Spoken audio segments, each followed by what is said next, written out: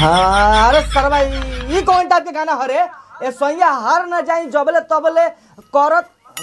मतलब भौजी का नाम मुहे न बाबे कि जबले भौजी ना हारो तबले भैया का करत रहो ए भौजी तो करत रहो काहे कहत रू कह के ए सैया हार न जाए जबले तबले पेलत रहो लगी तो लाड़ टूट जाओ लेकिन पेल के भौजी के लाड़ पखाड़ कर दो सारा कौन टाइप के गाना हरे हितवा कि जबले भौजी सुती ना तबले भैया का करत रहो अब भैया कहीं लाड़ मुसुक आई मीन मुरुक गई तो कहाँ बैठावे जाई हां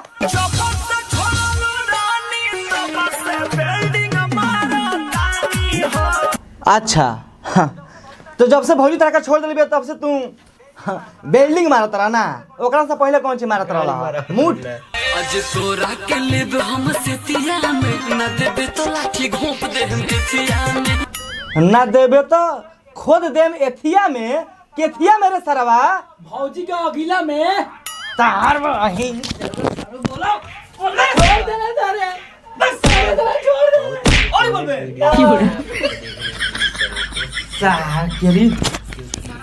सरवा कहत है कि भौजी का अगिला में ये सरवा चलो अच्छा मगादर सने बोलबे कह रहे हम यार और बोलबे रे सरवा ना सर पेला गेलो नु तो इसे कहने के ज्यादा मतलब कायदा में रहबा तो फायदा में रहबा चल ले अगला क्लिप लगाओ सारे चढ़ल बाड़ू स्टेजवा के ऊपर काहे हो भैया तार कहे का मतलब अब के तालानो पर कूद के चढ़ जाओ कि तू सर खप खप खप खप खप खप पेल लेबो सार कुकुर कहीं क्या आ सर हमर ई नहीं बुझत के भैया के कौन एंगल से भौजी देख के लागत या के स्टेज पर चढ़ल भी स्टेज पर तो बैकग्राउंड डांसर चढ़ल बड़ा सन भौजी तो नीचे भी जा एई तब कहता केली मेरे स्टेजवा के ऊपर ये सर कूद के बेल लेम कोनिया में हग देबो डीजे